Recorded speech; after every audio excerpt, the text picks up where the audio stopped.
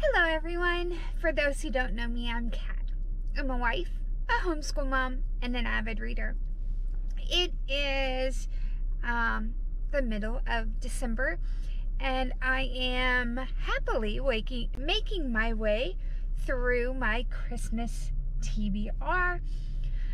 So far, I have 8 of 13 Christmas-themed books read. I know I originally set 12, but the Pyramid Book Club's December read kind of fit right in and gave me a nice break from some of all the Christmas romances I was reading. So that brought me up to 13. So I have 5 more to go. I am starting The Christmas Fix by Lucy Score. This one is an enemies to lovers romance, and is taking place in the town of Mary, Connecticut, that has been devastated by a hurricane late in the season. And our main character, Catalina, or Kat, is coming in with her TV crews to help the town get back on its feet before Thanksgiving, because their biggest revenue time is between Thanksgiving and Christmas. And so Kat's idea is to come in this town, help them to rebuild.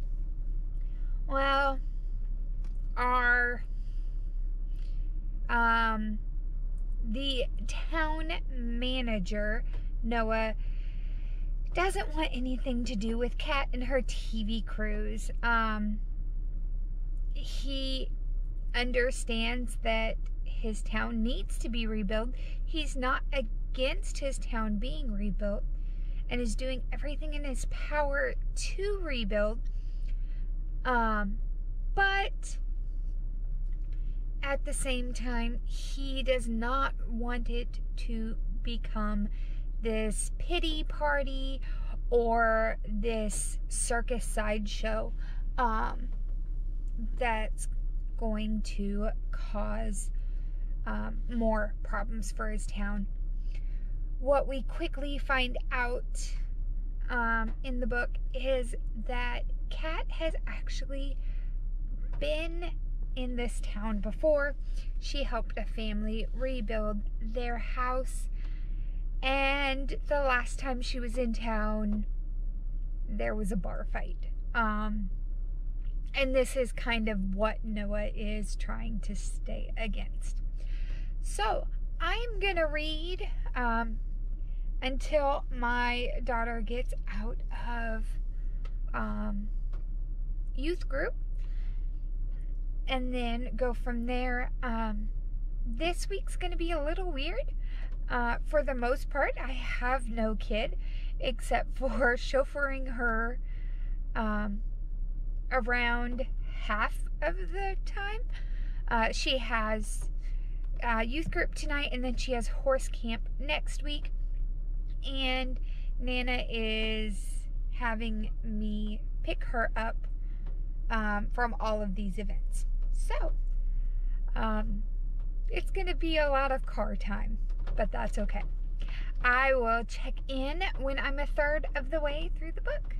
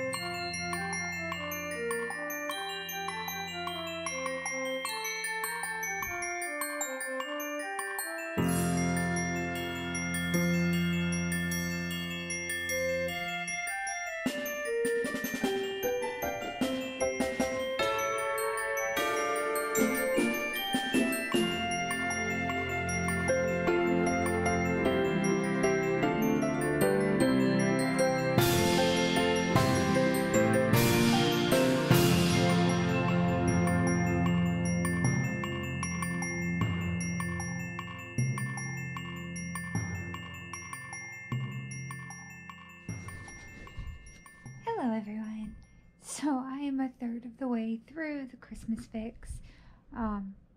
I have a cutie on my lap who just wants to be loved on, so I can't show the book. But I'm really enjoying this so far. It's an enemies to lovers, which I don't normally gravitate toward. Well, I guess I do. I guess I do gravitate toward them. I would say I don't, but Hades and Persephone and 90% of the romances I read are enemies to lovers. So this one's interesting to see the tension between Noah and Kat. Noah just wants what's best for his town. Kat also wants that, but they have different ways of going about things. And everything I'm seeing about Noah and his dislike of Kat is because he's worried that she's over promising what she can deliver, which is a very real feeling, and happens many times, especially in this kind of setting where it's TV. So it's very interesting to see this dynamic. I am really enjoying this, and it's kind of fun to see how the people that Noah loves and cares about are the ones who are forcing him to rethink his position on Kat. So, I am going to keep reading, and then go from there. So I'm a third of the way through the book, and really enjoying it so far. And I will check in at the 2/3 mark.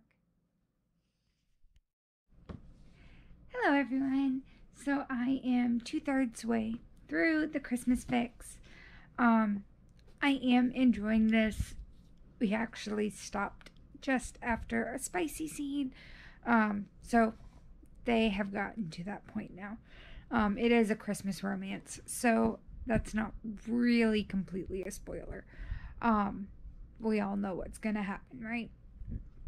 I'm really enjoying this, and it's kind of fun because the book does keep us in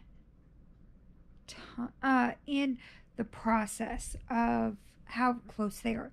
So every kind of section in the book is broken down into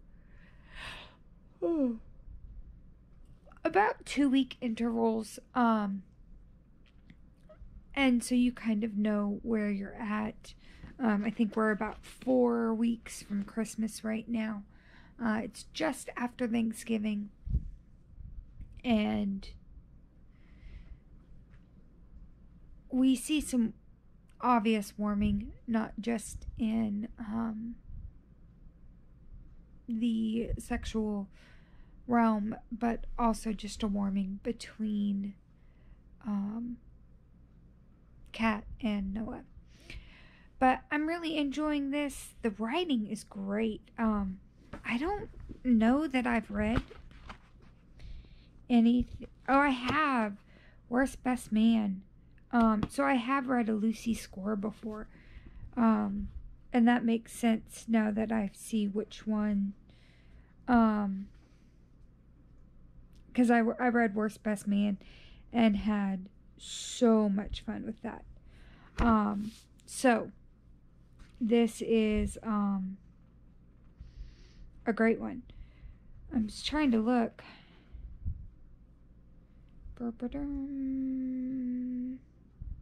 Okay, so I guess this one's a standalone. It kind of breaks it up into into her series versus her standalones. And this one didn't say either way. So, it's kind of one that I almost want to see, at least where I'm at, see more of what goes on in the town of Mary. But, I am enjoying that. On a separate note, I went looking for Skipping Christmas and could not find it locally. My library has a long list of holds for it. My sister's library has a long list for the audio and digital copies. It is not on Libby. It's not on Everand. It's not on Hoopla. It's not at my local Target or Barnes & Noble. I even searched on the websites to see, and with it being so close to Christmas, it's not going to get here in time. So I looked on Google and was like, books similar to Skipping Christmas, and I did find one called The Christmas Train that I'm gonna switch out for, but when I get there, I'll talk more about it. I'm thinking about doing that one next, after this one, just because that's kind of where my mind frame is. The library had that one, so I checked it out through them. So I'm kind of on a deadline with that one as well. Technically, I'm kind of on a deadline with all of these because I would like to have all of my Christmas books read by next Monday, which is Christmas Day. Just because I need to get some reading done for British Lit. As the teacher for that, I do need to kind of have that squared up, probably mid-March, of for sure what I'm reading, and go from there. When we were at Barnes & Noble today, I did buy Jane Austen's Pride and Prejudice, and I won't lie, I am a little intimidated by that book, but we will talk more about that another time. But I'm gonna go take a shower and then read some more of the Christmas Fix. I really am enjoying it, and I want to find out if they get the Christmas festival up by Christmas Eve. I'll check in later. Hello everyone, so I just finished the Christmas Fix. I have laughed and cried more than I think any of the other Christmas books have left me. Lucy Score did a great job with that one. I love how it ended. I love that there was in fact a double epilogue in that one. It was kind of neat to see the different parts of their lives after the main story ended. So there's that one. And I'm kind of excited to keep going. I'm not quite sure exactly which book I will do next, but I'll figure it out shortly and let you know. Hello everyone. So I have picked my next book. I've started Merry Inkmas. I guess about an hour in. Let's see. 20, 30, 40, 50. Yeah, about an hour in. And I have feelings on this book.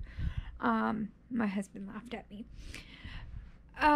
Because it presents, the description presents it as it's going to be like an enemies to lovers. And the book opens and we see who Cash is, and he shows what's her name again? Bailey, who he is, and then completely flips the switch. So it starts out and he's helping, like, he comes into the coffee shop and Bailey ends up quitting / getting fired, however they want to parse that part out. And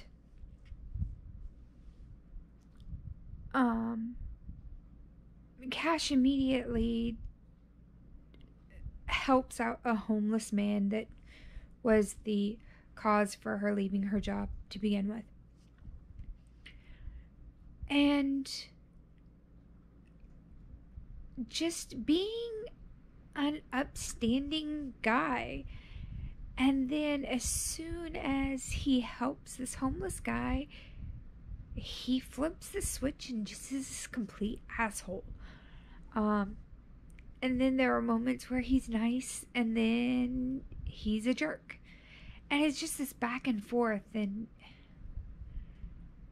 it's, I don't understand his motivation, I guess, is where I'm at right now. Now I do know he, at this point, that he doesn't date anyone longer than 90 days. So that I'm sure plays a part in this as well. But I'm going to get back into it and see if I change my mind. This only has, I have about 3 hours left of this book. It's kind of a short one, which I'm honestly kind of glad, because if it were a full-size novel, I think I would DNF it, because I'm not really enjoying the whiplash I'm getting from Cash's mood changes. So I'm gonna keep going. Hopefully this gets better. I've heard great things of Talia Hibbard, and so I was kind of hoping that this would be a fun introduction to her, but so far I am not having a great time with it. But I do like the characters. They're well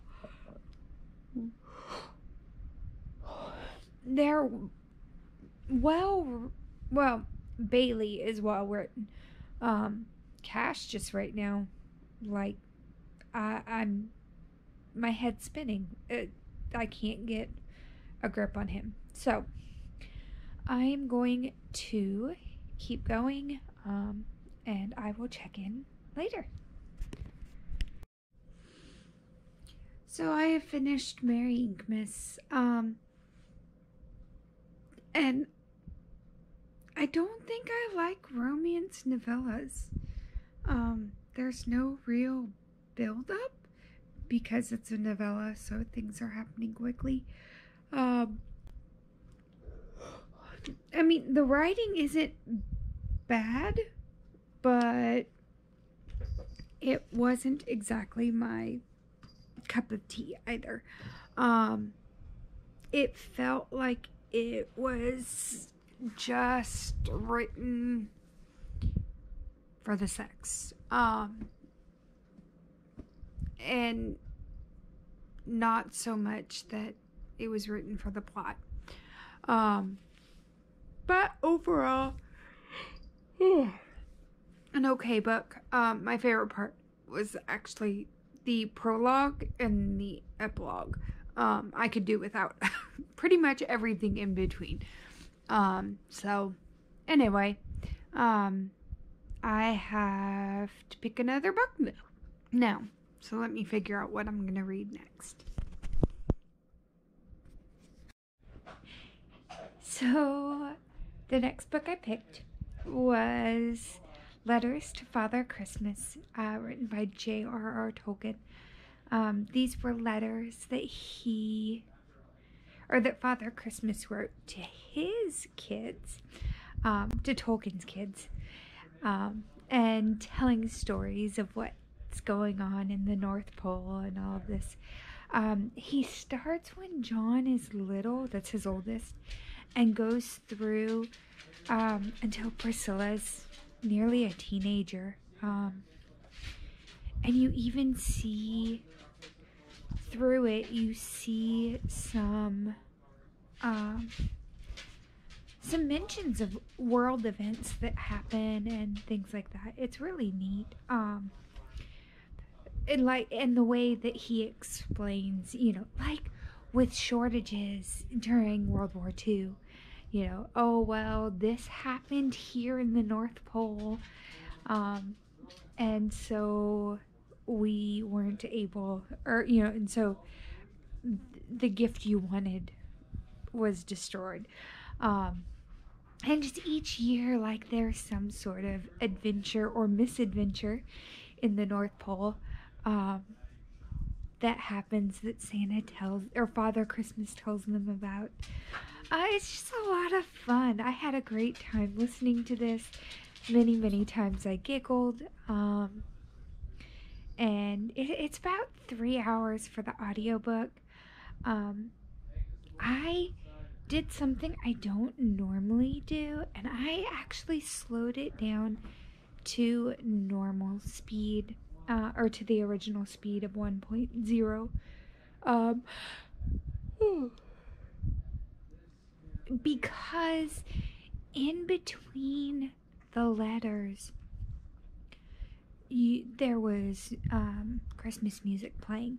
It's probably a good 30 minutes total, 30 to 45 minutes total of Christmas music playing throughout the whole audiobook. So, well, it says like 3.5 hours.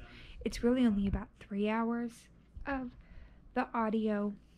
And the narrators they got were fantastic. There's a narrator specifically for Father Christmas. There's a narrator for the North Pole polar bear.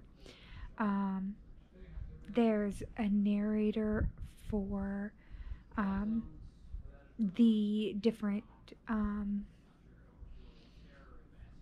elves who end up being like kind of like a secretary type. So each year there's something fun added. And I wish that I could have seen a copy of this book in the physical form, because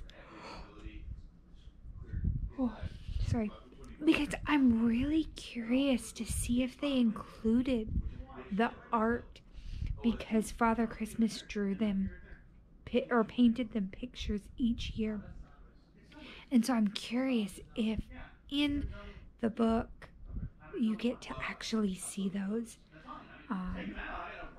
because that would be really cool. So yeah, I had a wonderful time with Tolkien's letters from Father Christmas. And it really kind of helped me to recapture that kind of childhood innocence of what Christmas is, what the magic of Christmas can be, especially through the eyes of a child. So, up next, I think I just have ebooks left. I have two of them. I have The Christmas Train and the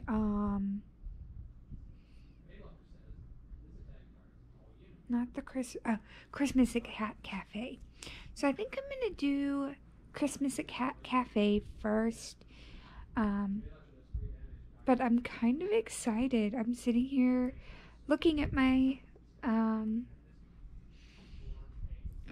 list of books that I wanted to read, and I'm doing it. I'm getting a lot read between now and Christmas Eve, and it's been a lot of fun to do this. So I'm gonna jump in to Christmas at Cat Cafe and see what this one is, and I will check in with you guys in a little bit. Hello everyone. So I'm about a third of the way through Christmas at the Cat Cafe. This one was a little more than what I was expecting. I mean, from the title, I knew it was going to be about a cat cafe, and I knew that she was opening it with inheritance money from her Nana, so I expected a little more of the processing of that. What I didn't expect is that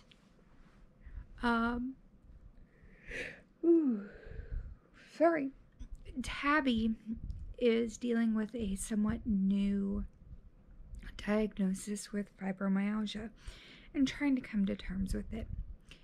As a fibromyalgia sufferer myself, I can relate a lot with Tabby, especially in my early days of it. I've learned to slow down enough that for the most part, it's not too bad, but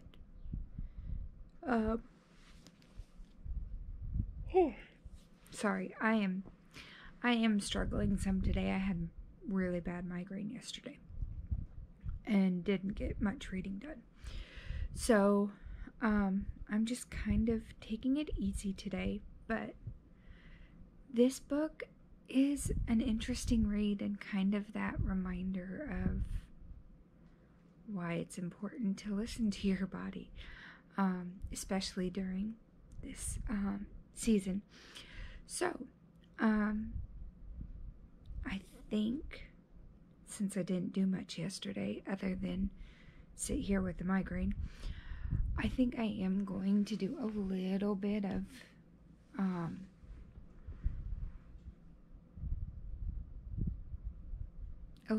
housework, just so that I'm ready for Christmas in 2 days. So I am going to I'm gonna keep going. The brain is turning off very quickly today, so I'm gonna do some housework and then go back to reading, and I will check in a little while. Hello everyone. So I am 2/3 of the way through Christmas at the Cat Cafe. Still enjoying myself. It's kind of fun to see our main character Tabby deal with the different things that life presents before her, not just with opening a business, but also with her fibromyalgia. I'm still having a great time with it, like I said, and I'm hoping that I might finish it this evening. It says less than 2 hours left for the book.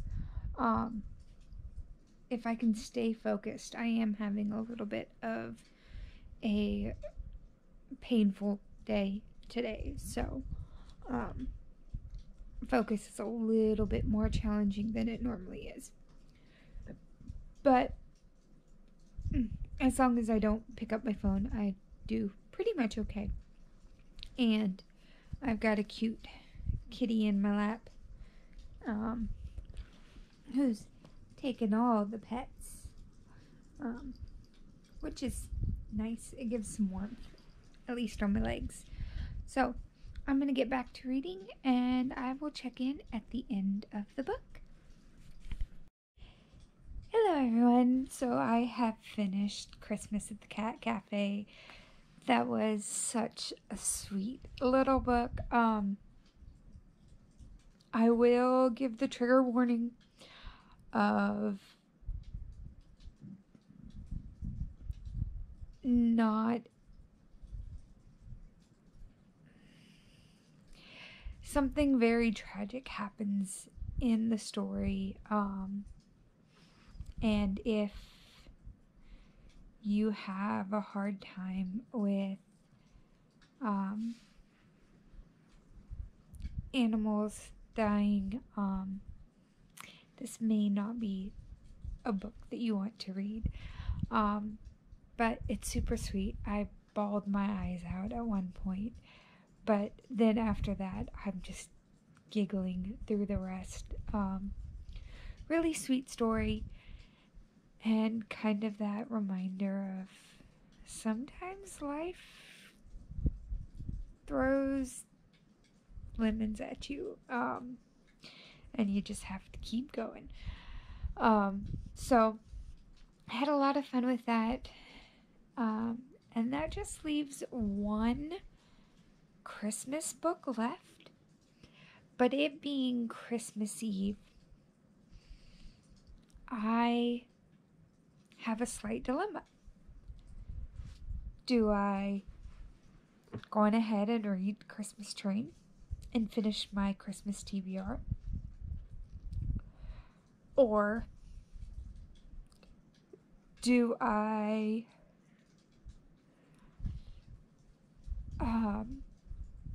read my book flood book? So my sister and I do book flood every year, and this year she actually sent me two. But the book for book flood that she sent me, I'm assuming this one's the book flood one because of the comment, is House of Roots and Ruins. This one is the sequel to House of Salt and Sorrow. And she told me it was great. But she was sending me Icebreaker because when I finish that one, I'm going to need a rom-com. So we're gonna see how this goes. I'm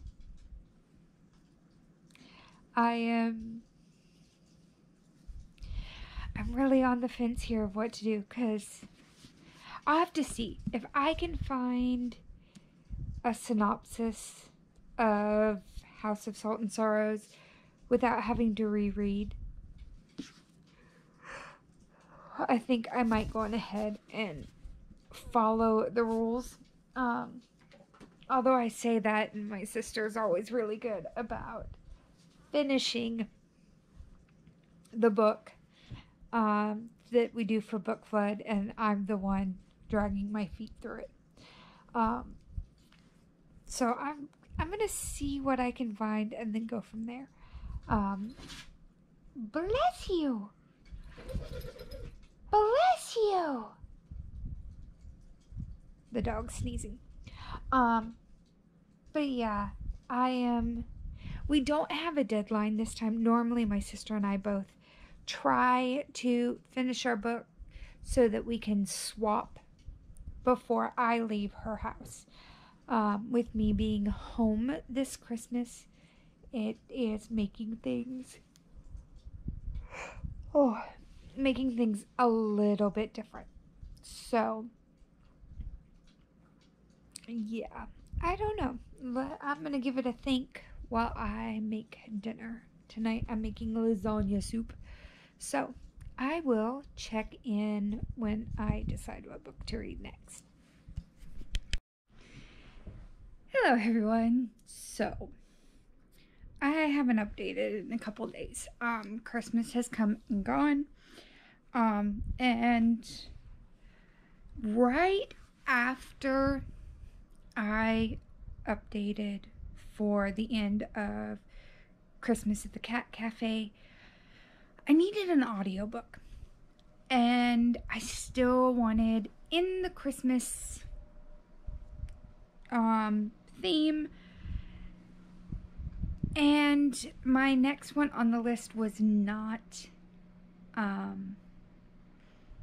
not have an audio book for it in any way I could get it in time to read. My library had it, but it had like a 4-week wait. And so I went to Audible and they had A Christmas Carol for free. And so I listened to that, and that helped me meet 2 goals. 1, it helped me get a Christmas book. And 2, it helped me to get one of my 2 books that I needed to read before teaching Brit Lit next year. Because it's what I'm going to have my students read over the winter learning break. Is they're going to read the book and watch one of the movies, any of the movies of their choice, and do like a compare and contrast paper. So, I did that, and then I started The Christmas Train by David Baldacci, whatever. I apologize, sir. And I got 1 chapter, or the prologue, in, and then didn't want to keep reading it. Not because I wasn't interested, but I just wasn't in the mood to read much yesterday. So I went to the Hallmark Channel and turned the movie on because it is made into a movie. So I watched the movie first, and then last night I read a few more chapters. And I'm enjoying this so far. There are some differences already between the movie and the book. So I'm going to tell you kind of what the book is. The movie's like an hour and a half. So it doesn't require a lot of work.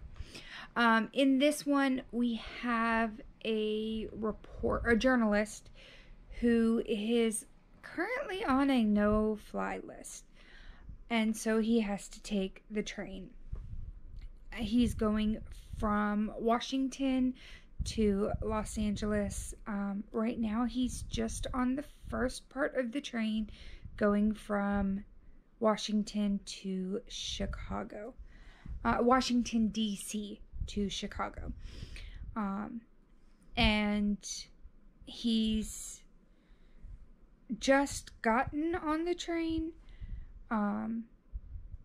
But he kind of has this goal of writing an article about traveling on the train at Christmas time. I'm about 8% in, so not a whole lot so far. But I will check back in a little while when I get to the 1/3 mark.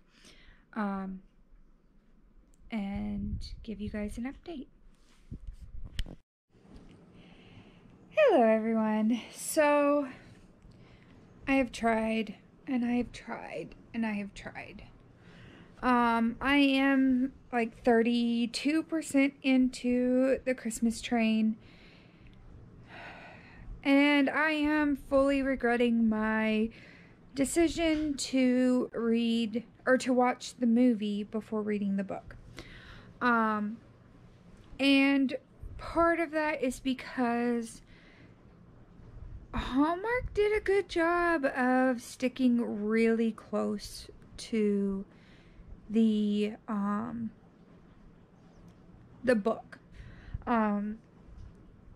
There are a few changes, but for the most part, I feel like I'm rewatching the movie. And I have no excitement to keep reading the book. So I'm gonna DNF it. I don't see the point in pushing through something that I'm not enjoying. So that is that. I am done with it. And I'm just gonna keep going forward. For 2023, yeah. This is my first DNF for the year, so I'm not upset that I am DNFing it. I probably wouldn't be upset if I DNF'd 50 books this year and then chose to DNF this one. But I'm not having a good time, and so I'm not gonna push myself through. I am going to keep reading House of Roots and Ruin. This is my book flood book from my sister that I was holding off. I started it, and then I was saving it to finish The Christmas Train as a reward. But if I'm having to reward myself to finish a book, then that's just not a book for me. So I'm gonna finish Root and Ruin and go from there. And I will check in sometime later today. Hello everyone. So I am a third of the way through House of Roots and Ruin. I think I'm enjoying this one more than I liked more than I liked House of Salt and Sorrows. This one, House of Salt and Sorrows, follows Annabelle, I believe. This one follows Verity, the youngest sister, and takes place, I think it's like 12 years later. And I'm really enjoying it. It is,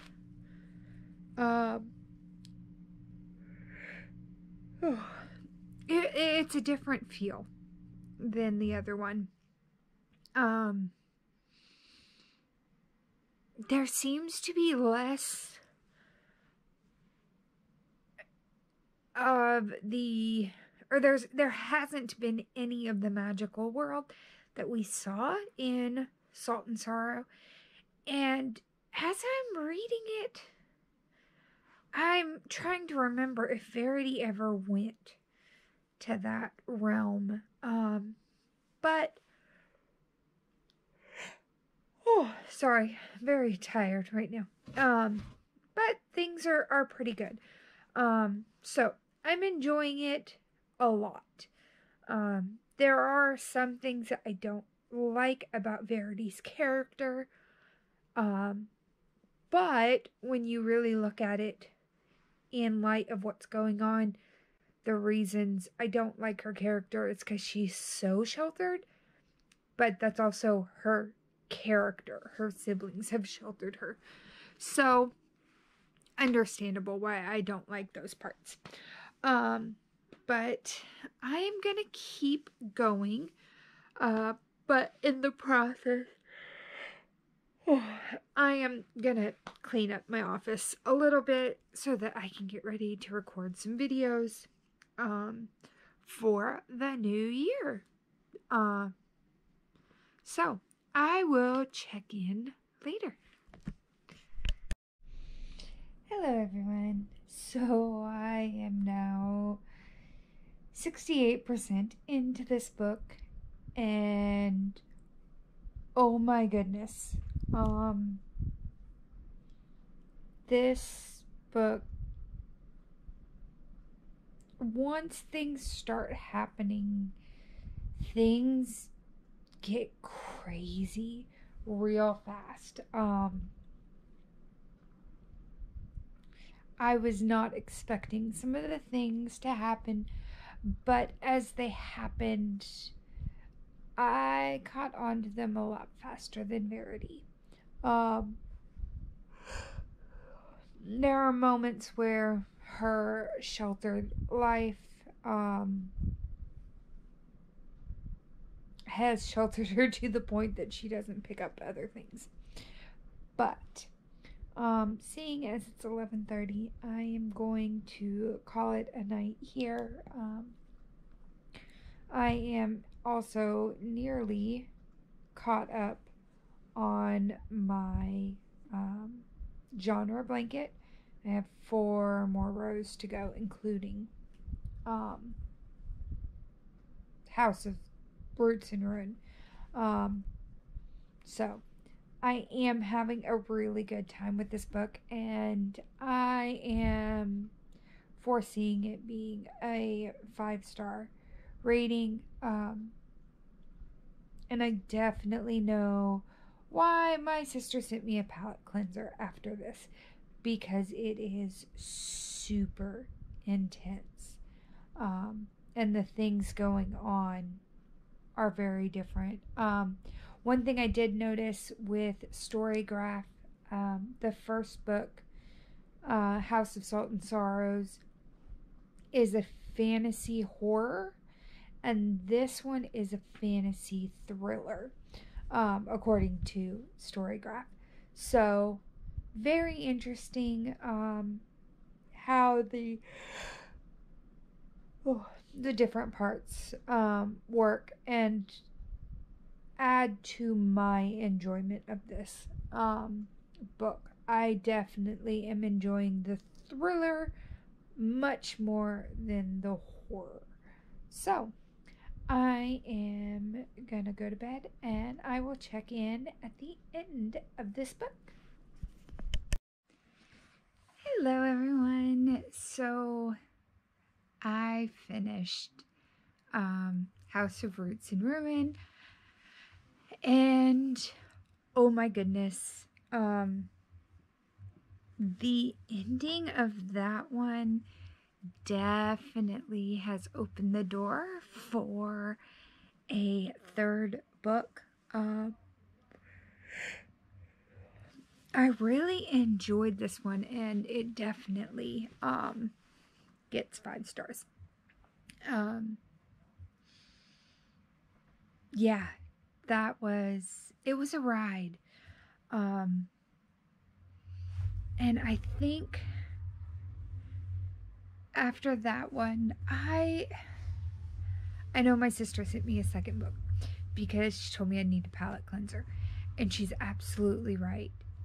But I'm sitting here going, I don't want to read anything. It has left me a little bit shook. I'm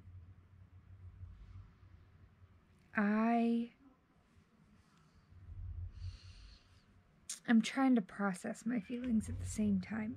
I did finish it at like 3 o'clock this morning. That's the reason I'm yawning today. It was just, I loved the twist at the end of the book. And so often in YA romance, you have a particular character who presents one way, and then you have another character who is like his polar opposite. And the main character tends to go for the bad boy over the good guy. And I really liked that, or it's not even the bad guy and the good guy, it's the intense feelings. You know, so much that we hear is follow your feelings, follow your feelings. And with Verity, she hits a point where she's feeling meh toward one character and having intense feelings for another. And like I said, in most YA romance books, she's gonna just follow her feelings.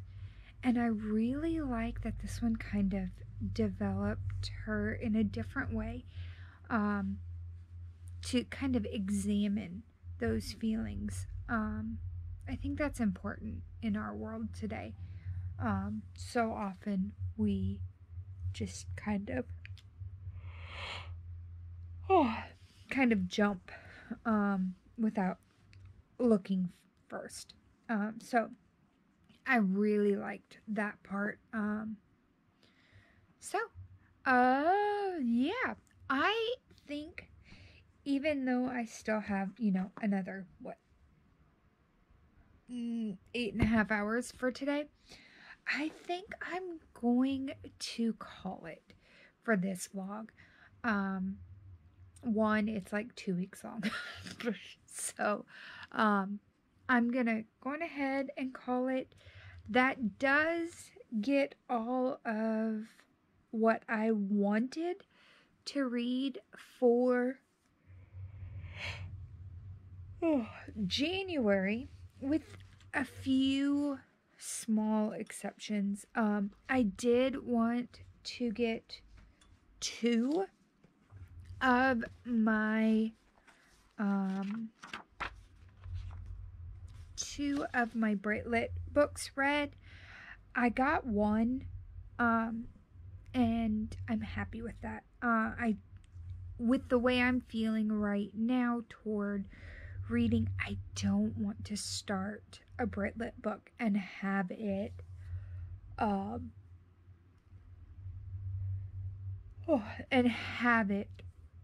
alter my feelings toward the book. So we're gonna hit pause on that. And then the only other book that I did not get to was Grey Sister. And this one,